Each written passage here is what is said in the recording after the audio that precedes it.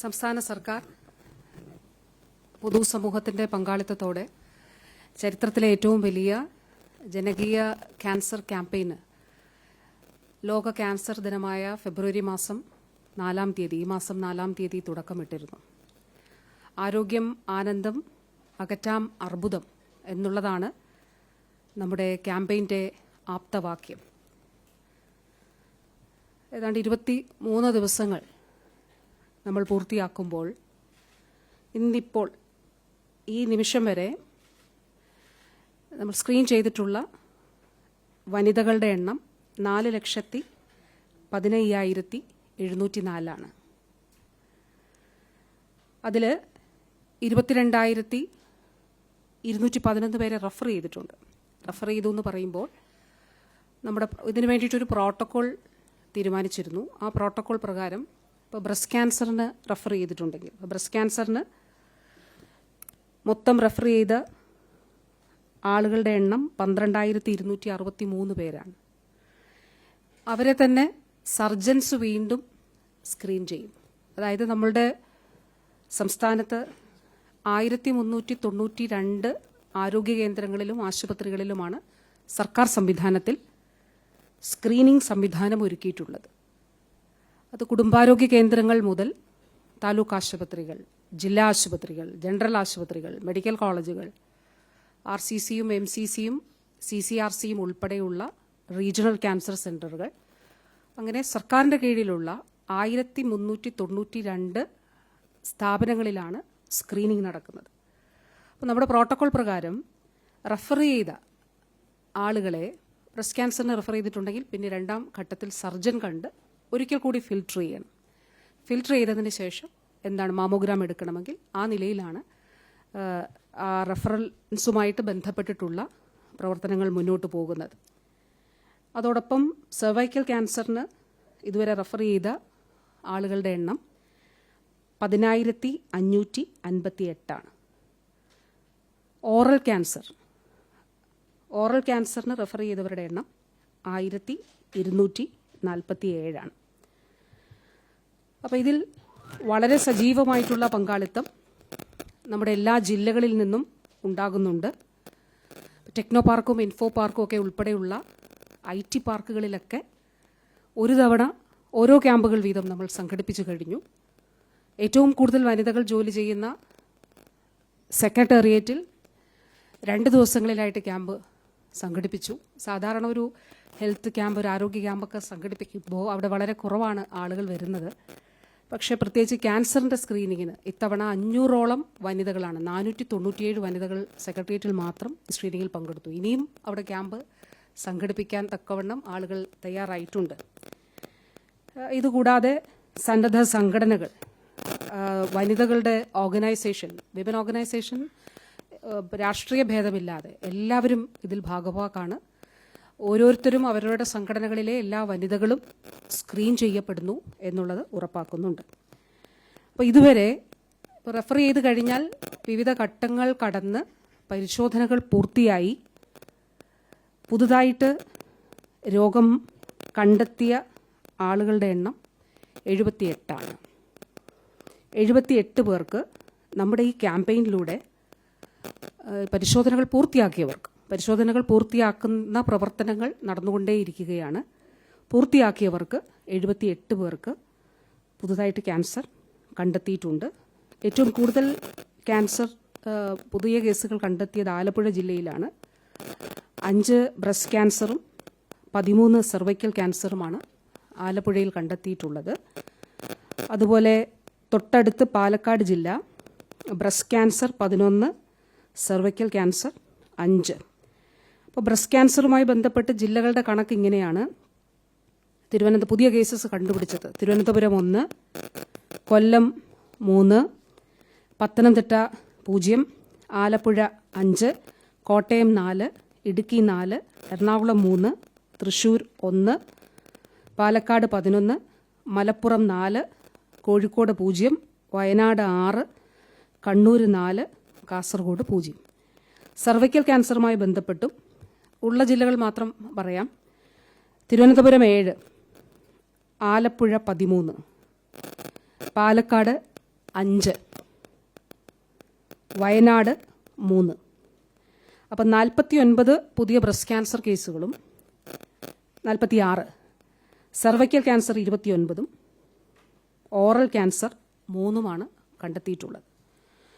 ഈ ക്യാമ്പയിൻ ഉണ്ടായിരുന്നില്ല എങ്കിൽ ഒരു പക്ഷേ ക്യാൻസറിൻ്റെ 3-ാമത്തെയോ 4-ാമത്തെയോ ഘട്ടത്തിൽ മാത്രം അന്ന് രോഗമൊരു സങ്കീർണ അവസ്ഥയിലേക്ക് എത്തപ്പെടുമ്പോൾ മാത്രം ആശുപത്രികളിലേക്ക് എത്തി ക്യാൻസർ ആണെന്ന് കണ്ടുപിടിക്കപ്പെടുമായിരുന്ന കേസുകളാണിതെല്ലാം എന്നുള്ളത് പ്രത്യേകമായിട്ട് നാം ഓർക്കേണ്ടതായിട്ടുമുണ്ട്. അപ്പോൾ ഈ അവസരത്തിൽ പ്രിയപ്പെട്ട മാധ്യമ പ്രവർത്തകരുടെ ആദ്യ ദിവസങ്ങളിൽ നല്ല നിലയിൽ തന്നെ ഇതിലെല്ലാവരും ആ ദിവസങ്ങളിലല്ല പിന്നീടും നല്ല നിലയിൽ മിക്ക മാധ്യമങ്ങളും അതിൽ സഹകരിച്ചിട്ടുണ്ട്. നന്ദി അറിയിക്കുന്നു.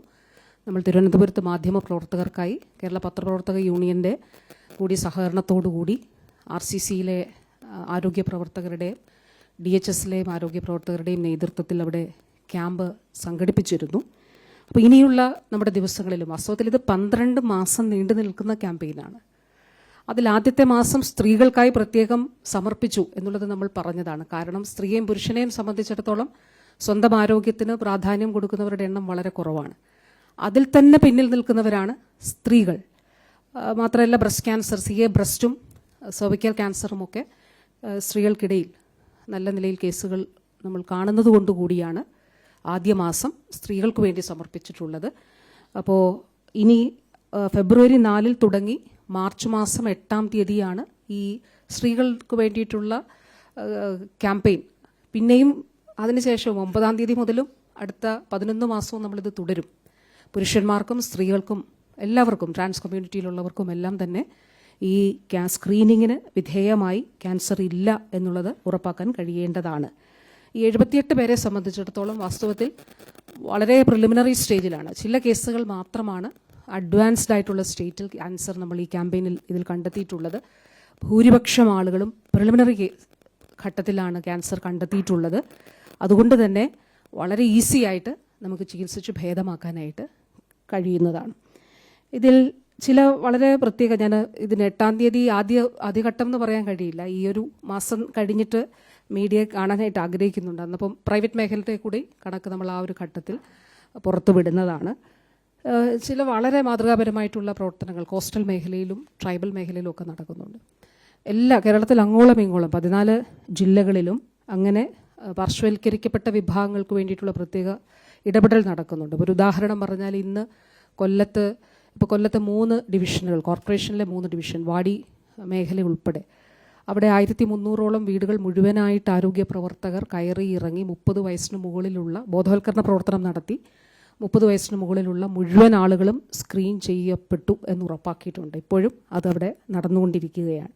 ഇതേപോലെ തന്നെ ട്രൈബൽ മേഖലയിൽ ഇപ്പം കഴിഞ്ഞ ദിവസം വയനാട് നിന്ന് അവരുടേതായ ഭാഷയിൽ, അവർ സംസാരിക്കുന്ന ഭാഷയിൽ അവർ തന്നെ എഴുതി അവിടുത്തെ ആംലറ്റ് ആശമാർ ചിട്ടപ്പെടുത്തിയ ഗാനം അതിൻ്റെ നൃത്തച്ചുവടുകളുമായിട്ട് അവരുടെ താമസിക്കുന്ന ഇടങ്ങളിൽ അവതരിപ്പിച്ചുകൊണ്ട് വളരെ വലിയ രീതിയിൽ സ്വീകാര്യമായിട്ടുള്ളൊരു ഇടപെടലായിരുന്നു. അങ്ങനെ പ്രാദേശികമായി വലിയ പങ്കാളിത്തമാണ് ഇതിലുണ്ടാകുന്നത്. ആരോഗ്യ പ്രവർത്തകർ പ്രാദേശികമായി തന്നെ ഓരോരുത്തരും ഇതിന് നേതൃത്വം നൽകുന്നുണ്ട്. അപ്പോൾ ഇനിയുള്ള ദിവസങ്ങളിലും എല്ലാവരും ഭയം അതിജീവിക്കുക എന്നുള്ളതാണ് ഏറ്റവും പ്രധാനപ്പെട്ട കാര്യം.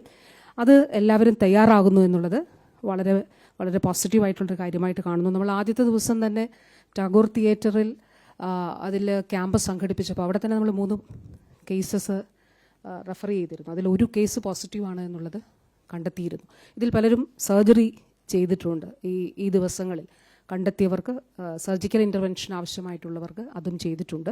അപ്പോൾ നമ്മളിത് ചെയ്യുന്നത് BPL വിഭാഗത്തിന് പൂർണ്ണമായിട്ടും സൗജന്യമായിട്ടാണ് ഈ കാര്യങ്ങൾ ചെയ്യുന്നത്. സ്ക്രീനിങ് എല്ലാവർക്കും സൗജന്യം തന്നെയാണ്.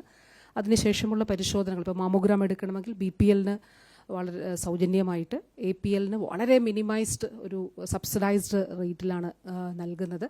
പല പ്രൈവറ്റ് ഹോസ്പിറ്റൽസും നമ്മൾ റെഫർ ചെയ്ത് കൊടുക്കുന്ന കേസസ് സൗജന്യമായിട്ട് ചെയ്ത് നൽകുന്നുണ്ട്. പ്രൈവറ്റ് ലാബുകളെ, ഈ ലാബുകളുടെ ശൃംഖലയുള്ള സ്ഥാപനങ്ങളെ ഒന്നിച്ച് വിളിച്ചു ചേർത്തിരുന്നു. അവരും സബ്സിഡൈസ്ഡ് റേറ്റിൽ അവരുടെ പരിശോധനകൾ നടത്തി കൊടുക്കുന്നതാണെന്നുള്ളത് അറിയിച്ചിട്ടുണ്ട്. അതുകൂടാതെ 14 ജില്ലകളിലും ജില്ലാ കളക്ടർമാർ ലാബ് ഓണേഴ്സുമായിട്ട് സംസാരിച്ചുകൊണ്ട് ഒരു റേറ്റ് ഫിക്സ് ചെയ്ത് ഇത്ര റേറ്റിൽ ചെയ്തു കൊടുക്കണം എന്നുള്ളത് പറഞ്ഞ് അതിനനുസരിച്ചിട്ടുള്ള ക്രമീകരണങ്ങളും ചെയ്തിട്ടുണ്ട്. അപ്പോൾ ആഗോളതലത്തിൽ തന്നെ നേരിടുന്ന, അതായത് വികസിത രാജ്യങ്ങളിൽ ഏറ്റവും കൂടുതൽ മരണങ്ങൾ ക്യാൻസർ മൂലമാണ് ഉണ്ടാകുന്നത്. അപ്പോൾ നമ്മളുടെ സമൂഹത്തെ സംബന്ധിച്ചിടത്തോളം ഏതാണ്ട് അതേ ഒരു ഡേറ്റയിലേക്കാണ് നമ്മൾ എത്തിക്കൊണ്ടിരിക്കുന്നത്. അതുകൊണ്ടാണ് ആഗോളതലത്തിൽ നേരിട്ടൊരു ചോദ്യമാണ്, എങ്ങനെയാണ് ഒരു ജനകീയമായിട്ടുള്ള ക്യാൻസർ ക്യാമ്പയിൻ, അല്ലെങ്കിൽ എങ്ങനെയാണ് ഈ സ്ക്രീനിങ്ങിലേക്ക് ആളുകളെ എത്തിക്കാൻ കഴിയുക? ഒരു ഉത്തരം കിട്ടാത്ത ചോദ്യമായിരുന്നു അത്. കേരളത്തിൻ്റെ പൊതുജനാരോഗ്യ സംവിധാനത്തെ സംബന്ധിച്ചിടത്തോളം അത് നമുക്ക് സാധ്യമാകും എന്നുള്ളതാണ് നമ്മൾ തെളിയിച്ചിട്ടുള്ളത്. അതിൽ ആത്യന്തികമായി ഒരു ബിഹേവിയറൽ ചേഞ്ചാണ്, അതായത് കൃത്യമായ ഇടവേളകളിൽ ക്യാൻസർ പരിശോധനയ്ക്ക് വിധേയമാവുക എന്നുള്ളതാണ് നമ്മുടെ ലക്ഷ്യം. അതിനു വേണ്ടിയിട്ട് നല്ല നിലയിൽ ഈ ക്യാമ്പയിൻ സഹായിക്കുന്നു എന്നുള്ളതാണ് നമ്മുടെ ഡേറ്റ വ്യക്തമാക്കുന്നത്. അതോടൊപ്പം ശൈലി വഴി നമ്മൾ എടുത്തിട്ടുള്ള ശൈലി ആപ്പ് വഴി നമ്മൾ കവർ ചെയ്തിട്ടുള്ള ആളുകൾക്കാണ്, അതിൽ തന്നെ ക്യാൻസർ സംശയിക്കപ്പെട്ട ആളുകളുണ്ടല്ലോ, ഞാൻ തുടക്കത്തിൽ പറഞ്ഞത് നിങ്ങളുടെ എല്ലാവരുടെയും ഓർമ്മയിലുണ്ടാകും. നിങ്ങൾ മിക്കവരും റിപ്പോർട്ട് ചെയ്തതാണ്. അതായത് 9 ലക്ഷം പേർ സസ്പെക്റ്റ് ചെയ്തപ്പോൾ 1.5 ലക്ഷം ആളുകൾ മാത്രമാണ് പരിശോധനയ്ക്കായിട്ട് എത്തിയത്. 7.5 ലക്ഷം ആളുകൾ പരിശോധനയ്ക്ക് എത്തിയില്ല. അത് സ്ത്രീകളും പുരുഷന്മാരും എല്ലാം ചേർന്നാണ്. അപ്പോൾ അതിൽ ശൈലി വഴി സസ്പെക്റ്റ് ചെയ്തവർക്കാണ് കൂടുതലായ പ്രാധാന്യം നമ്മൾ കൊടുത്തത്. അതായത് നമ്മുടെ ആരോഗ്യ പ്രവർത്തകർ മുഖേന ഫീൽഡിൽ അങ്ങനെയുള്ള ആളുകളെ കണ്ടെത്തി അവരെ പ്രത്യേകമായിട്ട് അവർ എത്തുന്നു എന്നുള്ളത് ഉറപ്പാക്കുന്ന ഒരു പ്രവർത്തനം കൂടി ഇതിൻ്റെ ഭാഗമായിട്ട് നടത്തുന്നുണ്ട്. അതിൽ പല ജില്ലകളിലും മിക്ക പഞ്ചായത്തുകളും ആ ടാർഗറ്റ് കടന്നു കഴിഞ്ഞു. അതായത് ഇപ്പോൾ ഒരു 30 പേർ ഒരു പഞ്ചായത്തിൽ സസ്പെക്റ്റഡ് ആയിരുന്നു എന്ന് വിചാരിക്കുക. ഈ 9 ലക്ഷം പേരിൽ ആ 30 പേരും വന്ന് സ്ക്രീൻ ചെയ്യപ്പെടുന്നുണ്ട് എന്നുള്ളത് നമ്മുടെ ആരോഗ്യ പ്രവർത്തകർ ഫീൽഡ് തലത്തിൽ ഉറപ്പാക്കുന്നുണ്ട്. അപ്പോൾ ഈ ദിവസങ്ങളിലെ ഡേറ്റ നമ്മൾ എടുക്കുമ്പോൾ അത് മിക്കയിടത്തും, അപ്പോൾ വയനാട് എനിക്ക് തോന്നുന്നു ഏതാണ്ട് എല്ലാ പഞ്ചായത്തുകളും അവർ കഴിഞ്ഞു. കൊല്ലത്ത് പഞ്ചായത്തുകൾ തന്നെ ശൈലി വഴി ഉള്ളവർ മാത്രമല്ല, പട്ടാഴി പോലെയുള്ള പ്രദേശങ്ങളിൽ പൂർണ്ണമായിട്ടും അവർ ഈ സ്ക്രീനിങ്ങിന് 30 വയസ്സിന് മുകളിലുള്ള മുഴുവൻ ആളുകളും സ്ക്രീൻ ചെയ്യപ്പെട്ട് കഴിഞ്ഞു. കൊല്ലം ജില്ലയാണ് ഏറ്റവും കൂടുതൽ ഇതുവരെ സ്ക്രീൻ ചെയ്തിട്ടുള്ളത്, 50,000. അതുപോലെ നമ്മുടെ ടാർഗറ്റ് പോപ്പുലേഷൻ ഡിനോമിനേറ്റർ കൂടി നമ്മൾ നോക്കുന്നുണ്ട്. ഒരു ജില്ലയിൽ എത്ര വനിതകൾ 30 വയസ്സിന് മുകളിലുണ്ട് എന്നുള്ളത് കൂടി നോക്കുന്നുണ്ട്. അപ്പോൾ ഈ ഘട്ടത്തിൽ അഭ്യർത്ഥിക്കാനായിട്ട് ഉള്ളത് 30 വയസ്സിന് മുകളിലുള്ള മുഴുവൻ ആളുകളും, പ്രത്യേകിച്ച് ഈ ദിവസങ്ങൾ നമ്മൾ വനിതകൾക്കായിട്ട് ഡെഡിക്കേറ്റ് ചെയ്തിട്ടുള്ളത് കൊണ്ട് എല്ലാ വനിതകളും ദയവായിട്ട് സ്ക്രീനിങ്ങിന് വിധേയമാകണമെന്ന് അഭ്യർത്ഥിക്കുന്നു. നമ്മുടെ ആശമാരെയും അങ്കണവാടി പ്രവർത്തകരെയും നമ്മൾ കഴിഞ്ഞ തിങ്കളും ചൊവ്വയുമായിട്ട് പരിശോധനയ്ക്ക് വിധേയമാക്കിയിരുന്നു, സ്ക്രീനിങ്ങിന് വിധേയമാക്കിയിരുന്നു. ആശമാരിൽ ഏതാണ്ട് നല്ലൊരു ശതമാനം, ഒരു 95% ആശമാർ സ്ക്രീനിങ്ങിന് വിധേയമായിട്ടുണ്ട്. അങ്കണവാടി പ്രവർത്തകരിൽ 75%. ഞാൻ ഇന്നലെയുടെ തലേന്നുള്ള ക്യാൻസർ റിവ്യൂ മീറ്റിങ്ങിലെ കണക്കാണ് 75% എന്നുള്ളത്. ഇന്നത്തെ ഡേറ്റ ഞാൻ അതിലെടുത്തിട്ടില്ല. അപ്പോൾ 75% അങ്കണവാടി പ്രവർത്തകരും സ്ക്രീൻഡാണ്. ഇപ്പോൾ കുടുംബശ്രീ മിഷൻ വഴി, ജില്ലാ കുടുംബശ്രീ കോർഡിനേറ്റേഴ്സ് വഴി കുടുംബശ്രീയിലെ ആളുകളെ കൂടി സ്ക്രീൻഡ് ആക്കുന്നതിന് വേണ്ടിയിട്ടുള്ള പ്രവർത്തനമാണ് നടക്കുന്നത്. ഒരു കാര്യം കൂടിയുണ്ട്, ഇപ്പോൾ ടെക്നോ പാർക്കിലും ഇൻഫോ പാർക്കിലുമൊക്കെ അവിടെ, ഇപ്പോൾ ടെക്നോ പാർക്കിൽ വിമൻ ഇൻക്ലൂസീവ് എന്ന് ഇൻ ടെക്നോ പാർക്കെന്നോ അങ്ങനെ എന്തോ ഒരു സംഘടനയുടെ പേര് അങ്ങനെയാണ്. അപ്പോൾ അവരുടെ കൂടി സഹകരണത്തോടെയാണ് നമ്മൾ ചെയ്തത്. വനിതാ കൂട്ടായ്മയാണത്. അതുപോലെ റെസിഡൻഷ്യൽ അസോസിയേഷനുകൾ ക്യാമ്പുകൾ നടത്താൻ ആഗ്രഹിക്കുന്നുണ്ടെങ്കിൽ അതാത് ജില്ലകളിലെ നോഡൽ ഓഫീസേഴ്സിനെ ദയവായി അറിയിക്കണം. ഇപ്പോൾ ഈ പ്രസ് മീറ്റ് കഴിഞ്ഞിട്ട് നോഡൽ ഓഫീസേഴ്സിൻ്റെ നമ്പർ കൂടി ഷെയർ ചെയ്യുന്നതാണ്. അപ്പോൾ അതാത് ജില്ലകളിൽ നോഡൽ ഓഫീസേഴ്സുമായിട്ട് ബന്ധപ്പെട്ടാൽ ഓരോ ജില്ലകളിലും എവിടെയൊക്കെയാണ്, അപ്പോൾ ഒരു വളരെ കുറവ് നമ്പറാണെങ്കിൽ നമുക്കത് ചെയ്യാൻ കഴിയില്ല. ഒരു പ്രൈവസിയുള്ള മുറികൾ വേണം, അതിനുള്ള അടിസ്ഥാന സൗകര്യം ഉണ്ടാകണം. ബാക്കി ഡോക്ടേഴ്സും ആരോഗ്യ പ്രവർത്തകരും മറ്റ് ക്രമീകരണങ്ങൾ ആരോഗ്യ വകുപ്പും NGOകളും ഒക്കെ ചേർന്ന് ചെയ്യുന്നതാണ്. പ്രൈവറ്റ് ഹോസ്പിറ്റൽസും ഇതിൽ ഉണ്ട് എന്നുള്ളതാണ്. പ്രൈവറ്റ് ഹോസ്പിറ്റൽസും അതുപോലെ തന്നെ NGOകളും ആരോഗ്യ വകുപ്പിനൊപ്പം തന്നെ ചേർന്ന് അത് ചെയ്യുന്നുണ്ട് എന്നുള്ളതാണ്. അപ്പോൾ റെസിഡൻഷ്യൽ അസോസിയേഷനുകൾക്ക് ആ നിലയിൽ ക്യാമ്പ് നടത്താൻ താല്പര്യമുണ്ടെങ്കിൽ ദയവായി അതാത് ജില്ലകളിലെ നോഡൽ ഓഫീസേഴ്സുമായിട്ട് ബന്ധപ്പെടേണ്ടതാണ്. നമുക്കിതിന് ശേഷം അതിനു വേണ്ടിയിട്ടുള്ള നോഡൽ ഓഫീസേഴ്സിൻ്റെ നമ്പർ നൽകാവുന്നതാണ്. RCCയുടെ നേതൃത്വത്തിൽ പലയിടത്തും ക്യാമ്പുകൾ നടന്നു, MCCയുടെ നേതൃത്വത്തിൽ, അതുപോലെ മെഡിക്കൽ കോളേജുകളുടെ നേതൃത്വത്തിൽ. തിരുവനന്തപുരത്ത് നമ്മൾ ക്യാമ്പുകൾ നടത്തിയപ്പോഴൊക്കെ തന്നെ തിരുവനന്തപുരം മെഡിക്കൽ കോളേജിൻ്റെ സാന്നിധ്യമുണ്ട്. ഇപ്പോൾ കണ്ണൂർ പരിയാരമാകട്ടെ, മറ്റ് അവിടുന്ന് ഇങ്ങോട്ട് എല്ലാ മെഡിക്കൽ കോളേജുകളും അതിൻ്റെ ഭാഗമായിട്ടുള്ള പ്രവർത്തനങ്ങൾ നടത്തുന്നുണ്ട്. പ്രത്യേകമായിട്ട് പറയാനുണ്ടോ എന്തെങ്കിലും?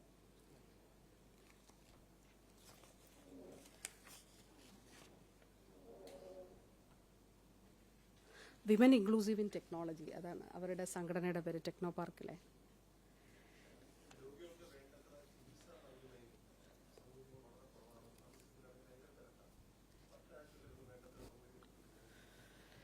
നമുക്ക് എണ്ണം കൂടുന്നുണ്ട്. ഞാൻ നേരത്തെ തന്നെ പറഞ്ഞതുപോലെ ക്യാൻസർ ട്രീറ്റ്മെൻറ്റിനാണ് ഏറ്റവും കൂടുതൽ ഇപ്പോൾ കാസ്പിലൂടെ പണം നൽകുന്നത്. മെഡിക്കൽ കോളേജുകളുടെ സ്ഥിതി എടുത്താൽ നേരത്തെ മറ്റു പല രോഗങ്ങൾക്കുമായിരുന്നു, പക്ഷേ ഇന്നത് ഓങ്കോളജിയിലേക്ക് മാറിയിട്ടുണ്ട്, മെഡിക്കൽ കോളേജുകളിലും DHSലും. കാരണം നേരത്തെ RCC മെഡിക്കൽ കോളേജുകൾ ഒക്കെ മാത്രമേ ഉള്ളൂ, അതും സെലക്റ്റഡ് മെഡിക്കൽ കോളേജുകൾ മാത്രമേ ഉണ്ടായിരുന്നുള്ളൂ. ഇപ്പോൾ അങ്ങനെയല്ല, നമുക്ക് RCC മാത്രമല്ല, RCC MCC മെഡിക്കൽ കോളേജ് എന്നുള്ള നിലയിൽ മാത്രമായിരുന്നു. ഇപ്പോൾ അത് മാത്രമല്ല, 28 ജില്ലാതല ആശുപത്രികളിലും ക്യാൻസർ ട്രീറ്റ്മെൻറ്റ് നമ്മൾ ക്രമീകരിച്ചിട്ടുണ്ട്. ഈ ക്യാമ്പയിൻ തുടങ്ങുമ്പോൾ നമ്മൾ ചർച്ച ചെയ്ത് നമ്മുടെ മുന്നിലുള്ളൊരു ചോദ്യം ഇതായിരുന്നു, അതായത് സിസ്റ്റം ഫ്ലഡഡ് ആയാൽ നമ്മൾ എന്ത് ചെയ്യും എന്നുള്ളതായിരുന്നു. ഇത്ര കേസസ് വരുമ്പോൾ എങ്ങനെ നമ്മൾ ട്രീറ്റ്മെൻറ്റ് സൗകര്യങ്ങൾ ഒരുക്കും, എങ്ങനെ പരിശോധനാ സംവിധാനങ്ങൾ ഒരുക്കും? ആ ചോദ്യത്തിൻ്റെ മുന്നിൽ നിന്നുകൊണ്ടാണ് നമ്മൾ കൃത്യമായിട്ടൊരു പ്രോട്ടോക്കോൾ ഇതിന് തീരുമാനിച്ചത്. ആ പ്രോട്ടോക്കോളാണ് ഞാൻ പറയുന്നത് ബ്രസ്റ്റ് ക്യാൻസറുമായിട്ട് ബന്ധപ്പെട്ട്. ഇപ്പോൾ കഴിഞ്ഞ ദിവസം ഒരു ജനകീയാരോഗ്യ കേന്ദ്രത്തിൽ ഒരു ജൂനിയർ പബ്ലിക് ഹെൽത്ത് നഴ്സ് ഒരു ബ്രസ്റ്റ് ക്യാൻസർ ഐഡൻറ്റിഫൈ ചെയ്തത് പോസിറ്റീവാണെന്ന് കണ്ടെത്തി. ആ JPHN ആണത് ഐഡൻറ്റിഫൈ ചെയ്ത ഒരു ജാക്കിൽ ജനകീയാരോഗ്യ കേന്ദ്രത്തിൽ. അപ്പോൾ ഇപ്പോൾ നമ്മളൊരു ഗ്രിഡ് തയ്യാറാക്കിയിട്ടുണ്ട്. ആ ഗ്രിഡിൻ്റെ പ്രവർത്തനം ഇപ്പോൾ തുടങ്ങിയതല്ല. ഇപ്പോൾ ഈ പ്രവർത്തനങ്ങളൊന്നും നമ്മളൊരു പെട്ടെന്ന് ചെയ്തതല്ല, തുടർച്ചയായിട്ടുള്ള പ്രവർത്തനങ്ങളുടെ ഭാഗമാണ്. നമ്മൾ ക്യാൻസർ ഗ്രിഡ് തയ്യാറാക്കിയിരുന്നു, ക്യാൻസർ സ്യൂട്ട് തയ്യാറാക്കിയിരുന്നു, ക്യാൻസർ ഡേറ്റ രജിസ്ട്രി ആരംഭിച്ചിരുന്നു. ഇതുകൂടാതെ ശൈലി ആപ്പ് വഴി പോപ്പുലേഷൻ സർവേ ആരംഭിച്ചു. 2ാമത്തെ വർഷം 60%-ലധികം പോപ്പുലേഷൻ സർവേ നമ്മൾ ചെയ്തു കഴിഞ്ഞു. ഇപ്പോൾ കഴിഞ്ഞ ദിവസം ഇന്നലെയും 50,000-ലധികം എൻട്രികൾ നമുക്കുണ്ടായിട്ടുണ്ട് ഈ ശൈലി ആപ്പിലെ സർവേയിൽ. അപ്പോൾ അങ്ങനെ വളരെ തുടർച്ചയായ പ്രവർത്തനങ്ങളുടെ ഫലമായിട്ടാണ് ഇത് ചെയ്യുന്നത്. അപ്പോൾ നമ്മൾക്കിതിനൊരു പ്രോട്ടോക്കോളുണ്ട്, എങ്ങനെയാണ് ഇതിനൊരു ഗൈഡ് ലൈൻ ഉണ്ട്. ഒരാൾ പോസിറ്റീവാണെന്ന് കണ്ടെത്തിയാൽ എന്താണ് ആ വ്യക്തി ചെയ്യേണ്ടത്, എങ്ങനെയാണ് അവരെ ഗൈഡ് ചെയ്യേണ്ടത്. ഇപ്പോൾ നമ്മുടെ ഹെൽത്ത് വർക്കർ അവരുടെ കൂടെ എന്ന് വെച്ചാൽ എങ്ങനെ ചെയ്യണം എന്നുള്ളത് സംബന്ധിച്ചുള്ള ഗൈഡൻസ് കൊടുക്കുന്നുണ്ട്. അപ്പോൾ ടെർഷറി കെയർ സെൻറ്ററിലേക്ക്, ആദ്യം മെഡിക്കൽ കോളേജിലേക്കോ RCCയിലേക്കോ MCCയിലേക്കോ CCRCയിലേക്കോ എത്തണം എന്നുള്ളതാണ്. അതിനുശേഷം നമുക്ക് ജില്ലാ ആശുപത്രികളിൽ ഉൾപ്പെടെ ട്രീറ്റ്മെൻറ്റ് എടുക്കാൻ കഴിയുന്നതാണ്. അപ്പോൾ അതിന് കൃത്യമായിട്ടുള്ള ഗൈഡ് ലൈനും ഇഷ്യൂ ചെയ്യപ്പെട്ടിട്ടുണ്ട്. ഇപ്പോൾ നമുക്ക് ഈ ക്യാമ്പയിൻ്റെ ഫലമായിട്ട് സ്ക്രീൻ ചെയ്യപ്പെട്ടവരിൽ കണ്ടുപിടിച്ച പോസിറ്റീവ് കേസസ് ഓരോന്നും സൂക്ഷ്മമായി തന്നെ അത് DMOമാർക്കറിയാം. ഞാൻ എൻ്റെ റിവ്യൂ മീറ്റിങ്ങിൽ DMOമാർ കൃത്യമായിട്ട് ഇതിൽ ഇത്ര പേർ ഇന്ന ഹോസ്പിറ്റലിൽ പോയി, ഇത്ര പേർ ഇന്നയിടത്ത് പോയി, അങ്ങനെ ജില്ലാതലത്തിൽ തന്നെ നമ്മളത് മോണിറ്റർ ചെയ്യുന്നുണ്ട്. അങ്ങനെയാണ് ചെയ്യുന്നത്. പിന്നെ പൊതുവിൽ കേരളത്തിൽ ക്യാൻസർ രോഗികളുടെ എണ്ണത്തിൽ വലിയ വർധനവ് ഉണ്ടാകുന്നുണ്ട്. 65,000-ന് മുകളിൽ ഓരോ വർഷവും പുതിയ ക്യാൻസർ പേഷ്യൻസ് ഉണ്ടാകുന്നുണ്ട്. അപ്പോൾ അതുകൊണ്ടാണ് നമ്മൾ ഈ ഒരു ക്യാമ്പയിനിലേക്ക് വന്നത്. ക്യാൻസർ ആദ്യം തന്നെ കണ്ടെത്തി അത് ചികിത്സിക്കുക എന്നുള്ളത് ലൈഫ് സേവ് ചെയ്യാൻ ഏറ്റവും പ്രധാനപ്പെട്ട കാര്യമാണ്.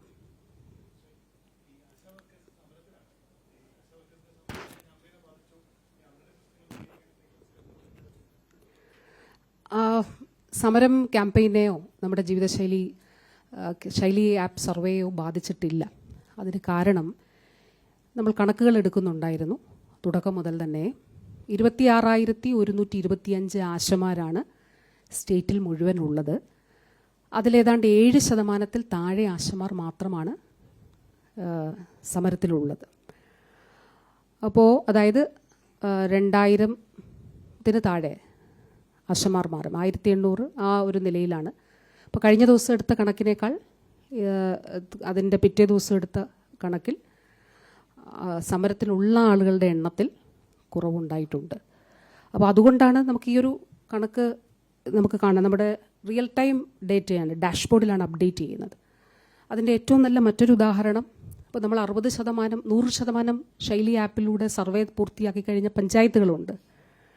പക്ഷേ മറ്റ് പഞ്ചായത്തുകളിൽ നമുക്ക് നടക്കുന്നുണ്ട്. ഇപ്പോൾ ഞാൻ പറഞ്ഞ ഡേറ്റയെക്കാളും 4,15,000 ഞാൻ പറഞ്ഞു. ഇപ്പോൾ 4,17,297 പേരാണ് സ്ക്രീൻ ചെയ്യപ്പെട്ടിട്ടുള്ളത്. അത് ഡേറ്റ എൻട്രി ചെയ്യുന്നതിൻ്റെ അടിസ്ഥാനത്തിൽ ആ നമ്പറിൽ കൂടിക്കൊണ്ടേയിരിക്കും. ഇതേപോലെ തന്നെ നമ്മുടെ ശൈലി ആപ്പ് വഴിയുള്ള ഡേറ്റ അല്ലെങ്കിൽ പോപ്പുലേഷൻ സർവേയിലും 100% പൂർത്തിയാക്കിയ പഞ്ചായത്തുകളുണ്ട്. മറ്റുള്ള ഇടങ്ങളിൽ നമുക്ക് എൻട്രി നല്ല നിലയിൽ നടക്കുന്നുണ്ട്. അപ്പോൾ തീർച്ചയായിട്ടും നമ്മുടെ അത്തരത്തിലുള്ള പ്രവർത്തനങ്ങൾ നല്ല നിലയിൽ തന്നെ മുന്നോട്ട് പോകുന്നുണ്ട്.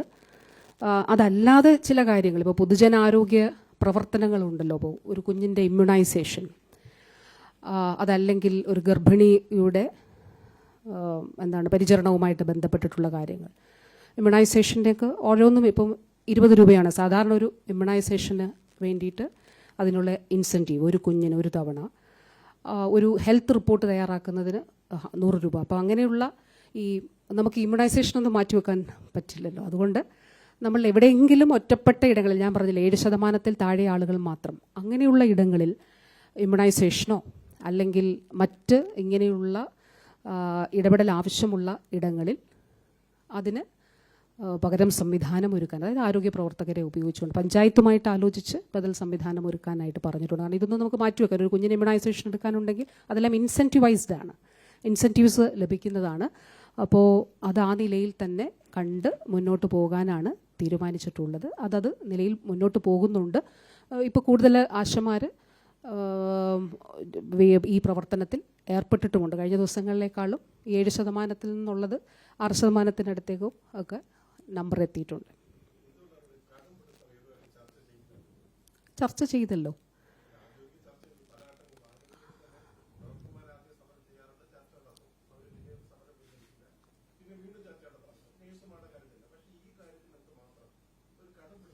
അങ്ങനെ ഒരു കടുംപിടുത്തമല്ലല്ലോ. അങ്ങനെ ഒരു കടുംപിടുത്തം സർക്കാരിനില്ല, പ്രത്യേകിച്ച് ആശമാരുടെ കാര്യത്തിൽ ഇടതുപക്ഷ സർക്കാരിനില്ല.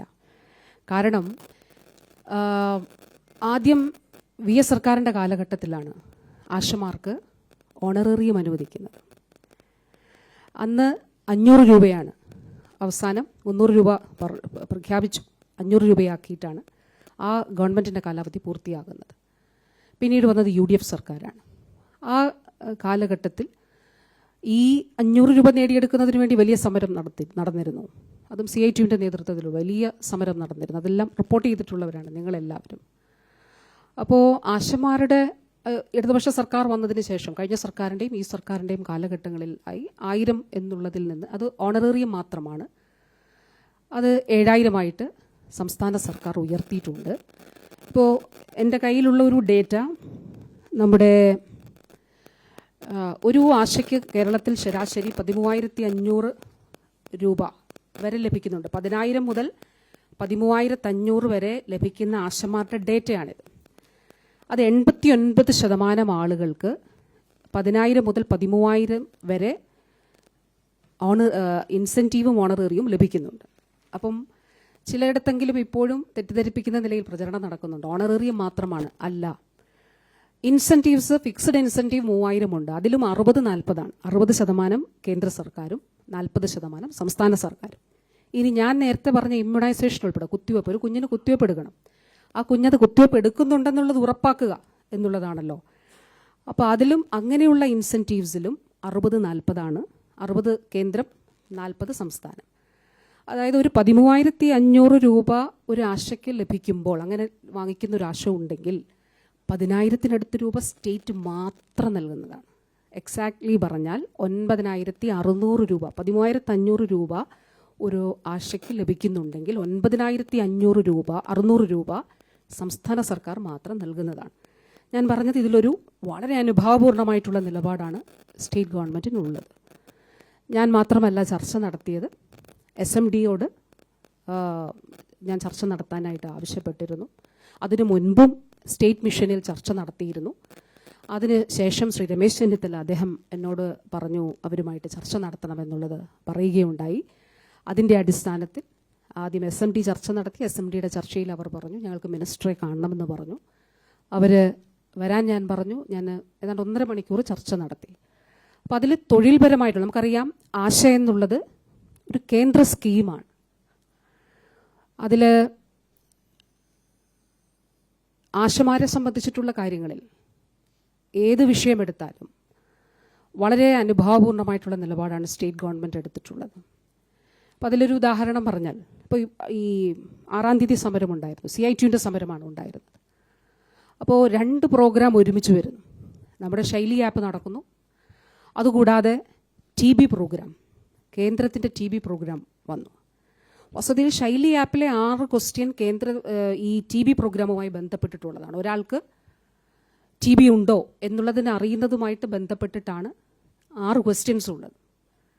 അപ്പോൾ ആദ്യഘട്ടത്തിൽ അതിന് ചുമതലയുള്ള ഡോക്ടർ ഇൻസിസ്റ്റ് ചെയ്തു, നിങ്ങൾ 2ഉം ചെയ്യണം. ഇവരെൻ്റെ അടുത്ത് വന്നു. ഇത് മാത്രമല്ലായിരുന്നു, ഓണറേറിയത്തിന് മാനദണ്ഡം 2017 ഒരു ഉത്തരവാണ്. അപ്പോൾ അതുൾപ്പെടെയുള്ള കാര്യങ്ങൾ ഉന്നയിച്ചു. അപ്പോൾ ഞാൻ പറഞ്ഞു, അത് വേണ്ട, നമ്മുടെ ശൈലി ആപ്പിൽ ഇതുണ്ടല്ലോ. അപ്പോൾ ഈ ചോദ്യങ്ങൾ ആ TB ക്യാമ്പയിൻ്റെ ഭാഗമായി തന്നെ കണക്കാക്കണം. അതിൻ്റെ ഇൻസെൻറ്റീവ് എത്രയാണോ അത് ആശയ്ക്ക് നൽകണം. അതാണ് സ്റ്റേറ്റിൽ നടപ്പിലാക്കുന്നത് ഇപ്പോൾ. ഓണറേറിയം മാനദണ്ഡ പ്രകാരം നിശ്ചയിക്കപ്പെട്ടത് 2017 അതിന് ചില കാരണങ്ങളുണ്ടായിരുന്നു. അപ്പോൾ ഈ ഓണറേറിയം മാനദണ്ഡങ്ങൾക്കനുസരിച്ച് വേണ്ട, അതിൽ നിന്ന് ഈ 10 മാനദണ്ഡങ്ങളും പാലിച്ചാലേ പറ്റുള്ളൂ എന്നുള്ളത്, അത് വേണ്ട എന്നുള്ളത് തീരുമാനിച്ചു. ഒരു ടെക്നിക്കൽ കമ്മിറ്റി രൂപീകരിച്ചു, അതും ഇളവ് ചെയ്തു. ഇതുകൂടാതെ ആശമാരെ വലിയ രീതിയിൽ ജോലികൾ ചെയ്യിപ്പിക്കുന്നു. ഈ വിഷയം നമ്മുടെ മുന്നിൽ ശ്രദ്ധയിൽ വന്നപ്പോൾ മറ്റ് ഫീൽഡ് വർക്കേഴ്സുമായിട്ട് ബന്ധപ്പെട്ടുകൂടി അവരുടെ സംഘടനകളെ വിളിച്ചു ചേർത്തുകൊണ്ട് അവരുടെ ജോലി എന്താണ്, ആശമാരുടെ ജോലി എന്താണ്, എത്ര വീടുകൾ ആശമാർ സന്ദർശിക്കണം, ഹൈ റിസ്ക് കാറ്റഗറിയിലുള്ളവർ എങ്ങനെയാണ് ചെയ്യേണ്ടത്, കൃത്യമായ ഗൈഡ് ലൈൻ 3 വർഷം മുമ്പ് സംസ്ഥാന സർക്കാർ ഇറക്കിയിട്ടുണ്ട്. അതിൻ്റെ അടിസ്ഥാനത്തിലുള്ള പ്രവർത്തനങ്ങൾ ആശമാർ നടത്തിയാൽ മതിയാകും എന്ന് വളരെ കൃത്യമായി പറഞ്ഞിട്ടുണ്ട്. അപ്പോൾ ഇനിയും അവരുടെ തൊഴിൽപരമായിട്ടുള്ള പ്രശ്നങ്ങൾ പരിഹരിക്കുന്നതിന് വേണ്ടിയിട്ടുള്ള ഇടപെടലുകളാണ് സംസ്ഥാന സർക്കാർ നടത്തുന്നത്. ഇതിൽ അന്ന് ചർച്ചയിൽ 2 കാര്യങ്ങളിൽ തീരുമാനം ആകാതെ ഞങ്ങൾ ചർച്ചയിൽ നിന്ന് പിൻവലിയില്ല എന്നുള്ളതാണ് പറഞ്ഞത്. ഒന്ന്, 7,000 രൂപ ഓണറേറിയം ഇൻസെൻറ്റീവ്സ് കൂടാതെയുള്ള ആ 7,000 രൂപ ഓണറേറിയം 21,000 രൂപയാക്കണമെന്നുള്ളതാണ് ഒരാവശ്യം. രണ്ടാമത്തെ ആവശ്യം, അവർ പിരിഞ്ഞ് പോകുമ്പോൾ അവർക്ക് 5 ലക്ഷം രൂപ നൽകണം എന്നുള്ളതാണ് പറഞ്ഞിട്ടുള്ളത്. അപ്പോൾ ഈ 2ഉം സംസ്ഥാന സർക്കാരിനെ സംബന്ധിച്ചിടത്തോളം മറ്റേത് സ്റ്റേറ്റുമായിട്ടും താരതമ്യം ചെയ്യുമ്പോൾ ഏറ്റവും കൂടുതൽ ഓണറേറിയം നൽകുന്ന സ്റ്റേറ്റ് കേരളമാണ്. അല്ലാതെയുള്ള, ഞാൻ സ്റ്റേറ്റ് മിഷൻ നൽകിയ ഒരു റിപ്പോർട്ട് എൻ്റെ കയ്യിലുണ്ട്, സ്റ്റേറ്റ് മിഷൻ നൽകിയിട്ടുള്ള റിപ്പോർട്ട്. അതുപോലെ 10,000 കൊടുക്കുന്നു എന്ന് പറഞ്ഞ സംസ്ഥാനത്തെ ഗവൺമെൻറ് ഓർഡർ ഞാൻ എടുത്തിട്ടുണ്ട്. അതിൽ ആൻഡമാൻ നിക്കോബാർ ഐലൻഡിൽ 500 രൂപ, ആന്ധ്രയിൽ 1000 രൂപ, അരുണാചൽ പ്രദേശിൽ 2,000 രൂപ, ബീഹാറിൽ 1000 രൂപ, ഛത്തീസ്ഗഡിൽ അവർക്ക് ഇൻസെൻറ്റീവ്സ് ആണ് ഉള്ളത്. പിന്നെ അതിൻ്റെ കൂടെ ഇൻസെൻറ്റീവ്സിൻ്റെ കൂടെ ആ ഇൻസെൻറ്റീവ്സിൻ്റെ 75% കൂടി നൽകും എന്നുള്ളതാണ്. അല്ലാതെ പ്രത്യേകം ഓണറേറിയമായിട്ടില്ല. ഡൽഹിയിൽ 3,000 രൂപ, ഗുജറാത്തിൽ 2,500 രൂപ, ഹരിയാനയിൽ 6,100 രൂപ, ഹിമാചലിൽ 4,700 രൂപ, കർണാടകയിൽ 5,000 രൂപ, പഞ്ചാബിൽ 2,500 രൂപ, തമിഴ്നാട്ടിൽ 500 രൂപ, അങ്ങനെയാണത് വരുന്നത്. ഞാൻ എല്ലാം വായിക്കുന്നില്ല. അപ്പോൾ അതനുസരിച്ചാണ് ഇപ്പോൾ കേരളമാണ്, ഇപ്പോൾ നമ്മുടെ തൊട്ട് പിന്നിലുള്ളത് തെലങ്കാനയാണ്. 6,750 അവർ നൽകുന്നത്. ബാക്കി എല്ലായിടത്തെയും നമ്മൾ കണ്ടല്ലോ, 500 മുതൽ കൊടുക്കുന്ന സംസ്ഥാനങ്ങൾ ഉണ്ട്. അപ്പോൾ അനുഭാവപൂർണ്ണമായിട്ടുള്ള നിലപാടാണ്. അപ്പം ഏറ്റവും കൂടുതൽ നൽകുന്ന കേരളത്തിന് തീർച്ചയായിട്ടും ഇനി കൂടുതൽ നൽകണം എന്ന് തന്നെ നമ്മൾ ആഗ്രഹിക്കുന്നു. ആശമാർക്ക് കൂടുതൽ നൽകണം എന്നുള്ള താല്പര്യവും ആഗ്രഹവും ആണ് സ്റ്റേറ്റ് ഗവൺമെൻറ്റിനുള്ളത്. അപ്പോൾ ധനവകുപ്പുമായി കൂടി ചർച്ച നമ്മൾ ചെയ്യുന്നുണ്ട്. പക്ഷേ 7,000 രൂപ 21,000 രൂപ ആക്കണം എന്നുള്ളത്, അത് നമുക്ക് ആ നിലയിലേക്ക് അത് അംഗീകരിച്ചാൽ മാത്രമേ സമരം അവസാനിപ്പിക്കൂ എന്നുള്ളത്. ഏത് സമരത്തിലും ജനാധിപത്യമായിട്ടുള്ള സമീപനങ്ങളുണ്ടല്ലോ. പിന്നീടുള്ളത് 5 ലക്ഷം രൂപ എന്നുള്ളതാണ്. കേന്ദ്രം പറഞ്ഞിരിക്കുന്നത് 20,000 രൂപയാണ്. 20,000 രൂപയും 60-40 എന്നുള്ള നിലയിലാണ്. അപ്പോൾ ഇക്കാര്യങ്ങൾ സംബന്ധിച്ചാണ് അതിലൊരു കടുംപിടുത്തവും സംസ്ഥാന സർക്കാരിനില്ല.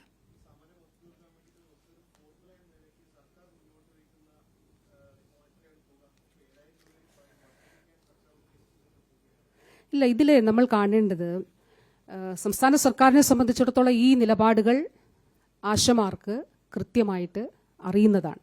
അതുകൊണ്ടാണ് 26,125 ആശമാരിൽ ഒരു 6-7% ആളുകൾ മാത്രമാണ് ഇപ്പോൾ ഇതിലുള്ളത്. അവരും തെറ്റിദ്ധരിക്കപ്പെട്ടതാണ് എന്ന തിരിച്ചറിവിൻ്റെ അടിസ്ഥാനത്തിലാണ് അവരുടെ സമരത്തിൽ നിന്ന് പിൻവാങ്ങിക്കൊണ്ടിരിക്കുന്നത്. ഇപ്പോൾ കാസർഗോഡ് കഴിഞ്ഞ ദിവസം 52 ആശമാർ സമരത്തിലുണ്ടായിരുന്നു. ഇന്ന് അവിടെ 0 ആശമാർ. അതായത് ഇന്നലെയുടെ തലേന്ന്, അതായത് കണക്കാണ് ഞാൻ പറഞ്ഞത്, ഇന്നലെയുടെ തലേന്ന്, അതായത് ചൊവ്വാഴ്ചത്തെ കണക്കാണ്. ഇന്നത്തെ കണക്ക് നമ്മൾ നോക്കുന്നതേ ഉള്ളൂ. അപ്പോൾ ഇതിൽ കേന്ദ്രം സ്കീമാണ് ആശമാരുടെ സ്കീം. കേന്ദ്രം ഇവരെ വർക്കേഴ്സായിട്ട് പോലും അംഗീകരിച്ചിട്ടില്ല. ഇവർ തൊഴിലാളികളാണ് എന്നുള്ളത് കേന്ദ്രം അംഗീകരിക്കാത്ത കാര്യമാണ്. അപ്പോൾ ഇവരെ നിയമിക്കുന്നത് പഞ്ചായത്ത് പ്രസിഡന്റും ആ വാർഡിലെ മെമ്പറും മെഡിക്കൽ ഓഫീസറും JPHനും ചേരുന്നൊരു സമിതിയാണ്. ആ സമിതിയാണ് ഇവരെ തിരഞ്ഞെടുക്കുന്നത്. അപ്പോൾ ഇവര് ആദ്യം തുടങ്ങുമ്പോൾ 7ാം ക്ലാസ് ആയിരുന്നു വിദ്യാഭ്യാസ യോഗ്യത. അപ്പോൾ സംസ്ഥാന സർക്കാർ തീരുമാനിച്ചു 10ാം ക്ലാസ് ആകണം. എന്താ സംസ്ഥാന സർക്കാർ ചെയ്തത്? സാക്ഷരതാ മിഷനിലൂടെ 10ാം ക്ലാസ് യോഗ്യതയില്ലാത്ത നമ്മുടെ ആശമാരെ രജിസ്റ്റർ ചെയ്യിപ്പിച്ച് അതിനു വേണ്ടിയിട്ടുള്ള ഫീസും എല്ലാം സ്റ്റേറ്റ് മിഷനാണ് ചെയ്തിട്ടുള്ളത്. അപ്പോൾ അങ്ങനെ ആശമാർ 10ാം ക്ലാസ് യോഗ്യത നേടി. അതിൽ 10ാം ക്ലാസ് യോഗ്യത നേടിയവർ 1799 പേരായിരുന്നു. മറ്റൊരു സ്റ്റേറ്റിലും ഉണ്ടാവില്ല. പിന്നെ തുടർ വിദ്യാഭ്യാസത്തിന് താല്പര്യമുള്ള ആശമാർ, ജീവിതത്തിൽ ഏതെങ്കിലുമൊക്കെ കാരണത്താൽ പിന്നീട് 10ാം ക്ലാസ് കഴിഞ്ഞ് പഠിക്കാൻ പോയിട്ടുള്ളവരും നമ്മുടെ ആശമാരിലുണ്ട്.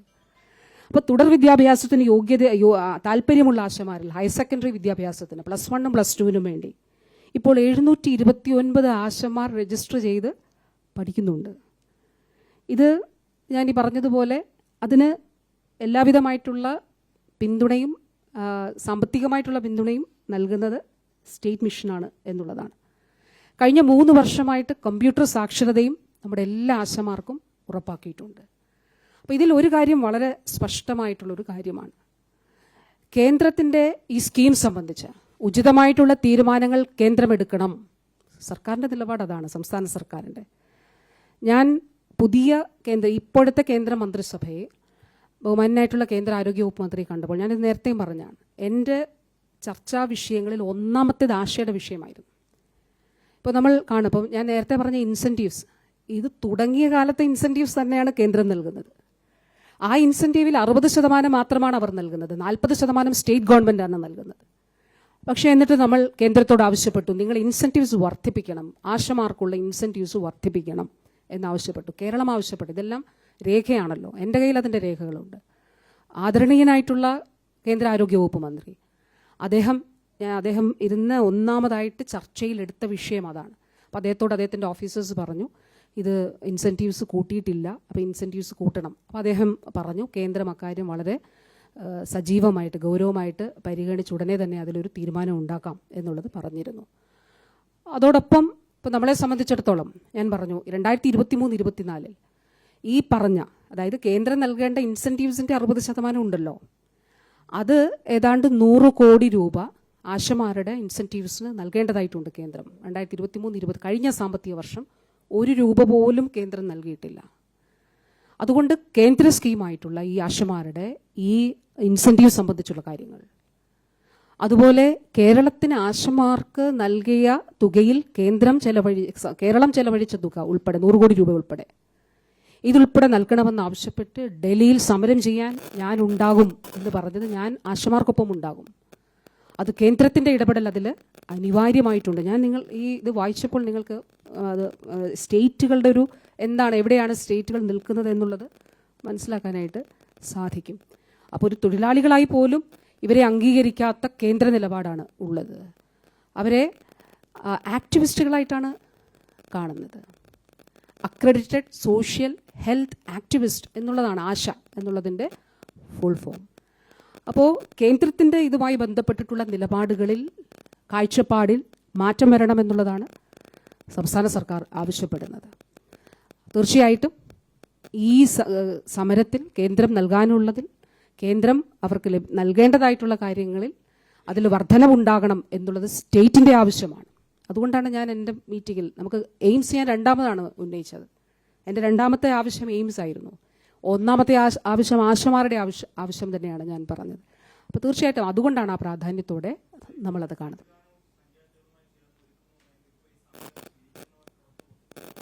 അല്ല, അതിൽ ഞാൻ പറഞ്ഞത് ഇപ്പോൾ ഒരു കുഞ്ഞിന് ഇമ്മ്യൂണൈസേഷൻ എടുക്കണം. ആ കുഞ്ഞ് ഇമ്മ്യൂണൈസേഷൻ എടുക്കുന്നുണ്ടെന്നുള്ളത് ഉറപ്പാക്കേണ്ടതായിട്ടുണ്ടല്ലോ. അത് ആശാപ്രവർത്തക ചെയ്യേണ്ടതായിട്ടുള്ളൊരു കാര്യമാണ്.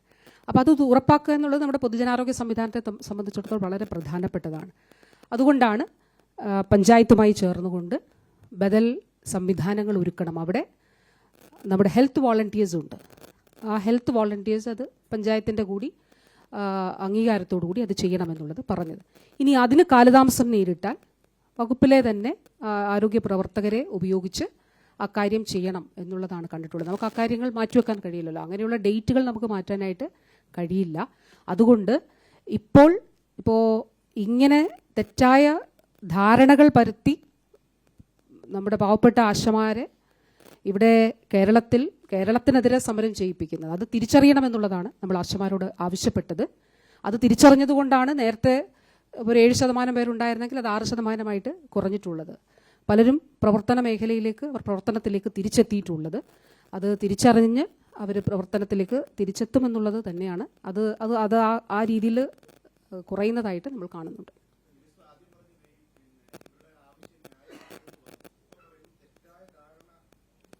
അല്ല, തെറ്റായ ധാരണ എന്താണ്? കേരളം നൽകുന്നില്ല. അതാണ് ഞാൻ പറഞ്ഞത്. കേരളം നൽകുന്നില്ല. ഏറ്റവും കൂടുതൽ നൽകുന്ന സംസ്ഥാനത്തോടാണ് പറയുന്നത് കേരളം നൽകുന്നില്ല.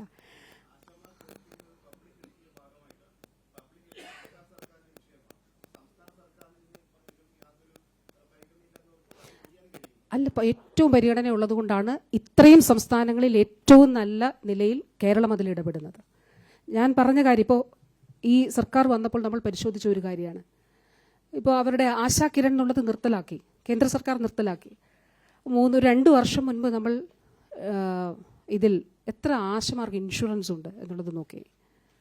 ഇൻഷുറൻസ് ഇല്ലാത്ത ആശമാരെ ഇതിൽ ഉൾപ്പെടുത്തണം എന്നുള്ളത് ആവശ്യപ്പെട്ടു കേന്ദ്രത്തോട്. അപ്പോൾ കേന്ദ്രം പറഞ്ഞു ലിസ്റ്റ് അയച്ചോളാൻ പറഞ്ഞു.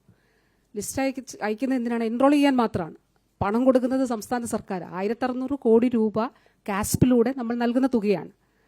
അതിൽ 138 കോടി രൂപയാണ് കേന്ദ്രം നൽകുന്നത്. അതിൽ ഒരു രൂപ പോലും കേന്ദ്രം കൂട്ടിത്തരുന്നില്ല. അപ്പം നമ്മൾ 1600 കോടി രൂപ കൊടുക്കുന്നു. നമ്മുടെ ആ കാസ്പിൽ ഉൾപ്പെടുത്തുന്നതിന് വേണ്ടി ഇത്രയും ആശമാരെ കൂടി, ശേഷിച്ച ആശമാരെ കൂടി ഉൾപ്പെടുത്തണമെന്നുള്ളത് ഇവിടെ നമ്മുടെ state health agency, national health ഏജൻസിക്ക് ലിസ്റ്റ് അയച്ചു കൊടുത്തിട്ടുണ്ട്. പക്ഷെ അവർ എൻറോൾ ചെയ്യപ്പെട്ടിട്ടില്ല. എൻറോൾ ചെയ്യുക എന്നുള്ളത് ടെക്നിക്കലായിട്ടുള്ള കാര്യമാണ്. പണം നൽകുന്നത് സംസ്ഥാന സർക്കാരാണ്. അപ്പോൾ ആ നിലപാടുകളാണ് സംസ്ഥാന സർക്കാർ സ്വീകരിക്കുന്നത്. തെറ്റിദ്ധരിപ്പിക്കപ്പെടുക എന്ന് ഞാൻ പറഞ്ഞത് സ്റ്റേറ്റാണ് ഇക്കാര്യത്തിൽ. ഈ സ്റ്റേറ്റ് നൽകുന്നില്ല എന്ന് പറയുമ്പോൾ രാജ്യത്തിൻ്റെ പൊതുസ്ഥിതിയും ഇത് കേന്ദ്രത്തിൻ്റെ സ്കീമാണ് എന്നുള്ളതിൽ തർക്കമില്ലല്ലോ. കേന്ദ്ര സ്കീമാണ് ആശ സ്കീം. നമ്മൾ ഓണറേറിയത്തിൻ്റെ കാര്യത്തിൽ എടുത്തിട്ടുള്ളൂ. ഒരു 500 രൂപ LDF ഗവൺമെൻറ്റിൻ്റെ കാലത്ത് തുടങ്ങി അത് 1000 രൂപ എന്ന് UDF സർക്കാരിൻ്റെ കാലത്ത് 500 രൂപയാണ്. 100 രൂപയ്ക്ക് വേണ്ടി ഇവിടെ സമരം നടന്നിരുന്നു UDFിൻ്റെ കാലത്ത്, അന്നത്തെ ആരോഗ്യമന്ത്രിയുടെ വസതിക്ക് നേരെ. അപ്പോൾ അതിൽ നിന്ന് നമ്മൾ ഇത്രയും അത് വർദ്ധിപ്പിച്ചപ്പോൾ ഇപ്പോഴും ഞാൻ ആശമാരോട് അനുകൂലമായിട്ടുള്ള നിലപാട് തന്നെയാണ് സംസ്ഥാന സർക്കാരിനുള്ളത്. പക്ഷേ അവരുടെ നിഷേധിക്കപ്പെടുന്ന കാര്യങ്ങൾ കേന്ദ്രം അത് നൽകണം എന്നുള്ളത്, ആ നിലപാടിൽ ഒരു മാറ്റവുമില്ല. അത് വളരെ കൃത്യമായിട്ടുള്ള നിലപാടാണ്. അതുകൊണ്ടാണ് ഞാൻ കഴിഞ്ഞ ദിവസം പറഞ്ഞത്, കഴിഞ്ഞ ഒരു സാമ്പത്തിക വർഷം 1 രൂപ പോലും കേന്ദ്രം നൽകിയിട്ടില്ല. 100 കോടി രൂപ ആശമാരുടെ ഇൻസെൻറ്റീവ്സിൽ നൽകിയപ്പോൾ, ഓണറേറിയത്തിൽ നൽകിയപ്പോൾ കേന്ദ്രം നൽകാനുള്ളതാണ് 100 കോടി രൂപ. ഓണറേറിയം നമ്മൾ നൽകേണ്ടതാണ്. അപ്പോൾ അത് നമ്മൾ നൽകിയിട്ടുണ്ട്. കേന്ദ്രം നൽകേണ്ട 100 കോടി രൂപ നൽകിയിട്ടില്ല. അപ്പോൾ അതുൾപ്പെടെ നമുക്ക് നേടിയെടുക്കേണ്ടതായിട്ട്.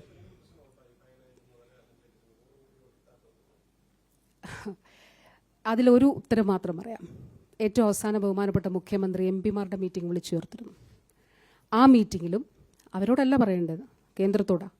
ഞാൻ കേന്ദ്രമന്ത്രിക്ക് നൽകിയ കത്ത് ഷെയർ ചെയ്യാം, ഇവിടെ നിന്ന് അയച്ചിട്ടുള്ള ഫയലുകൾ ഷെയർ ചെയ്യാം. അത് കേന്ദ്രം ഇത് മാത്രമല്ല, 100 കോടി മാത്രമല്ല, ഈ 100 കോടി ഉൾപ്പെടെ 600 കോടിയിലധികം രൂപയാണ് കേന്ദ്രം നമുക്ക് നൽകാനുള്ളത് ഒറ്റ വർഷം.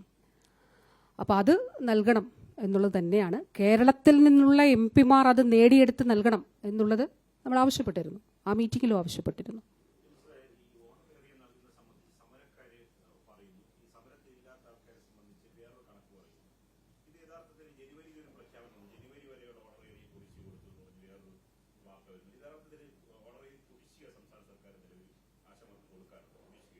കുടിശ്ശികയോ ഒരു ഓണറേറിയമോ ഇൻസെൻറ്റീവ്സോ ഒന്നും കുടിശ്ശിക ഇല്ല, എല്ലാം അവർക്ക് നൽകിയിട്ടുണ്ട്. ജനുവരി മാസം വരെയുള്ളത് നൽകിയിട്ടുണ്ട്. ധനവകുപ്പ് അതിന് പണം നൽകി, അത് നൽകിയിട്ടുണ്ട്.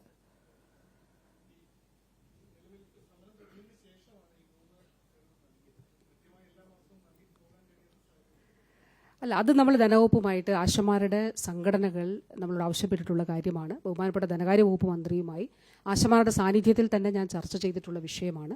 അപ്പോൾ അതിൽ ഉചിതമായിട്ടുള്ള ഇടപെടലുകൾ ഉണ്ടാക്കി മാറ്റങ്ങൾ ഉണ്ടാക്കാമെന്നുള്ളത് അന്ന് തന്നെ ധനകാര്യ വകുപ്പ് മന്ത്രി പറഞ്ഞു കഴിഞ്ഞു. അപ്പോൾ തീർച്ചയായിട്ടും അത് അടുത്ത സാമ്പത്തിക വർഷം മുതൽ ആ നിലയിലുള്ള ഒരു ഇത് ഉണ്ടാകുമെന്നുള്ളത് ധനകാര്യ വകുപ്പ് മന്ത്രി നേരത്തെ പറഞ്ഞിട്ടുള്ള കാര്യമാണ്. 600 കോടി.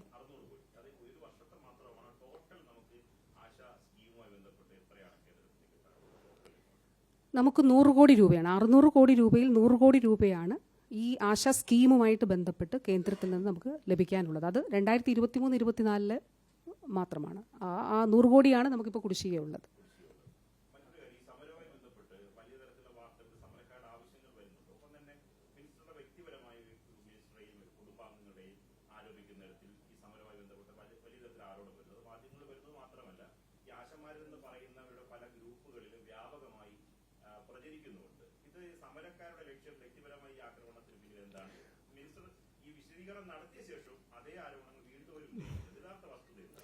അല്ല, അതാണ് സമരത്തിൻ്റെ ലക്ഷ്യം എന്താണ് എന്നുള്ളത് അതിലൂടെ വ്യക്തമാണല്ലോ. എന്താണ് സമരത്തിൻ്റെ ലക്ഷ്യം? അതൊരു സമരത്തിൻ്റെ, അതുകൊണ്ടാണ് നോക്കൂ, ഇത് SUCI എന്ന് പറഞ്ഞൊരു സംഘടനയാണ് ഈ സമരത്തിന് ഇപ്പോൾ നേതൃത്വം നൽകുന്നത് ഇപ്പോൾ. അപ്പോൾ അവരുടെ ഒരു ടാറ്റിക്സ് ആണത്. സമരം ശ്രദ്ധിക്കാതെ വന്നപ്പോൾ എന്നാൽ പിന്നെ ആരോഗ്യമന്ത്രിയെ പറയാം, അവരുടെ കുടുംബാംഗങ്ങളെ പറയാം. അപ്പം ഞാനും എൻ്റെ ഭർത്താവും 2 വ്യക്തികളാണ്. സത്യവുമായിട്ട് ഒരു ബന്ധവും ഇല്ലാത്ത കാര്യത്തിൽ അദ്ദേഹത്തിന് അത് കേട്ടുകൊണ്ടിരിക്കേണ്ട കാര്യമില്ലല്ലോ. വക്കീൽ നോട്ടീസ് അയച്ചിട്ടുണ്ട്, അതിൻ്റെ നിയമപരമായിട്ടുള്ള നടപടികൾ സ്വീകരിക്കും.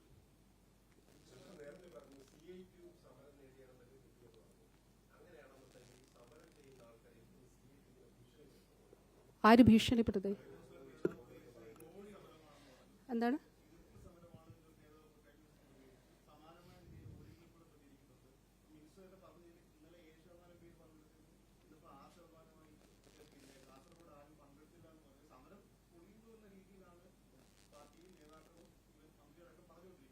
അല്ല, പറഞ്ഞല്ലോ, നമ്മുടെ കണക്കല്ലേ. ഇപ്പോൾ മന്ത്രി പറയുമ്പോൾ വകുപ്പിൽ അങ്ങനെ അങ്ങേക്ക് തോന്നുന്നുണ്ടോ? എന്താണ് അതിനൊന്നും നമ്മളാരും ഉത്തരവാദിത്തമുള്ള? അല്ല, അതിലിപ്പോൾ സർക്കാരിൻ്റെ നിലപാട് ഞാൻ പറഞ്ഞല്ലോ, ആരോഗ്യ വകുപ്പിൻ്റെ നിലപാട് ഞാൻ പറഞ്ഞല്ലോ. മറ്റ് ഈ പറയുന്ന നിലയിൽ ഇതിൽ വളരെ കൃത്യമായിട്ടുള്ള മന്ത്രിയുടെ വാദം ഇങ്ങനെയാണ്, അങ്ങനെയല്ല. ഞാൻ കണക്കാണ് പറഞ്ഞത്. കണക്ക് വളരെ കൃത്യമായിട്ടുള്ള കണക്കാണ്. എത്ര പേർ സമരത്തിലുണ്ട്, എത്ര പേർ പുറത്തുണ്ട്. 26,125 ആശമാരാണ് ടോട്ടൽ സംസ്ഥാനത്തുള്ളത്. അതിൽ 2000-ൽ താഴെ, ആദ്യം മുതലുള്ള കണക്കെടുത്താൽ ആദ്യ ദിവസം മുതൽ നോക്കിയാൽ അതിൽ കുറഞ്ഞു വരികയാണ് ചെയ്യുന്നത്. അപ്പോൾ അതിൽ 2000-ൽ താഴെ ആശമാർ മാത്രമാണ് ഇവിടെ സമരത്തിനായിട്ടുള്ളത് എന്നുള്ളത് കണക്കുകളിൽ നിന്ന് വ്യക്തമാകുന്ന കാര്യമാണ്. ഓരോ മെഡിക്കൽ ഓഫീസർമാരും നൽകുന്ന റിപ്പോർട്ടിൻ്റെ അടിസ്ഥാനത്തിലാണ് ഞാൻ പറയുന്നത്. അപ്പോൾ അത് വാദമോ ഒന്നുമല്ല, സർക്കാരിൻ്റെ മുന്നിലുള്ള കണക്കാണ്.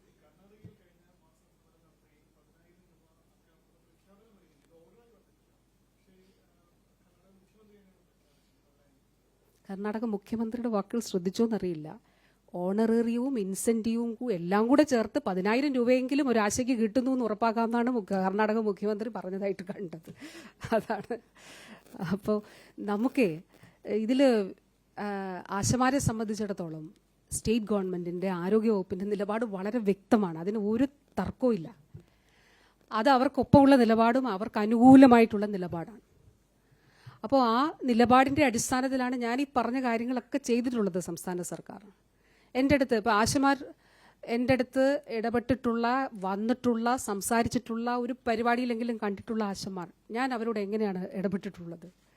എൻ്റെ അടുത്ത് ചർച്ചയ്ക്ക് വന്ന, ഇപ്പോൾ ഇവർ തന്നെ ചർച്ചയ്ക്ക് വന്നല്ലോ. ഇതിൽ വന്നത് ശ്രീ സദാനന്ദൻ, പ്രസിഡന്റ് എന്ന് പറഞ്ഞ ആളുടെ പേര് ശ്രീ സദാനന്ദൻ, അതുപോലെ സെക്രട്ടറി ശ്രീമതി ബിന്ദു, പിന്നെ 2 ആശമാരാണ് വന്നത്. ഇവർ 2 പേരും ആശമാരല്ല എന്ന് ഞാൻ മനസ്സിലാക്കുന്നു. അങ്ങനെയാണ് മനസ്സിലാക്കുന്നത്. മറ്റവർ 2 പേരും ആശമാരാണ്. അവരുമായിട്ട് വളരെ കോർഡിയലായിട്ടുള്ള ചർച്ചയായിരുന്നു. എനിക്ക് 11:30 മീറ്റിംഗ് ഉണ്ടായിരുന്നിട്ട് ഞാൻ 10 മുതൽ 11:40 വരെ ഞാൻ അവരോട് ഇരുന്ന് സംസാരിച്ചു. ഞാൻ അവരോട് പറഞ്ഞു, നിങ്ങൾ സമരം അവസാനിപ്പിക്കണം, നമുക്ക് ഒന്നിച്ചത് നേടിയെടുക്കാം, ഗവൺമെൻറ് ഇതിൽ ഉണ്ട്.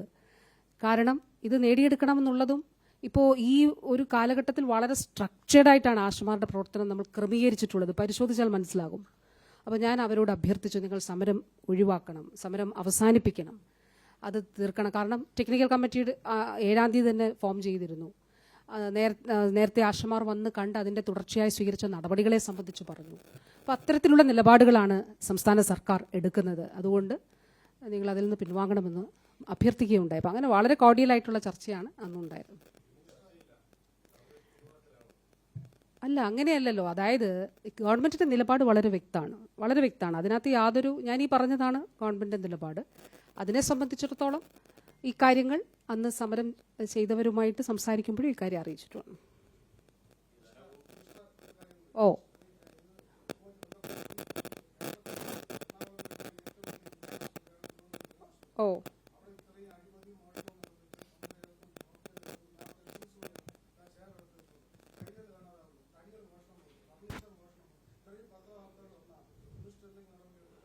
10 വാർത്തയുടെ അടിസ്ഥാനത്തിലല്ല, നമ്മുടെ മുന്നിൽ വന്നിട്ടുള്ള പരാതിയുടെയും ഫയലുകളുടെ അടിസ്ഥാനത്തിലെല്ലാം തന്നെ നടപടികൾ സ്വീകരിച്ചിട്ടുണ്ട്. അങ്ങ് പറഞ്ഞത് എന്താണെന്ന് നമുക്ക് പ്രത്യേകമായിട്ട് നോക്കാം.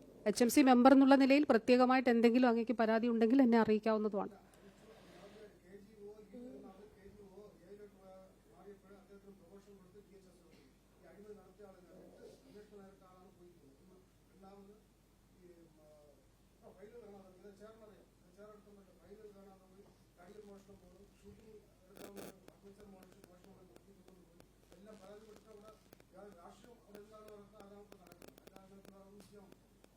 ഇപ്പോൾ അങ്ങ് HMC അംഗം കൂടി ആയതുകൊണ്ട് അങ്ങേക്ക് എന്തെങ്കിലും മന്ത്രിക്ക് നേരെ അഡ്രസ്സ് ചെയ്യാനുണ്ടെങ്കിൽ അങ്ങ് എനിക്ക് തരൂ, ഞാൻ പരിശോധിക്കാം.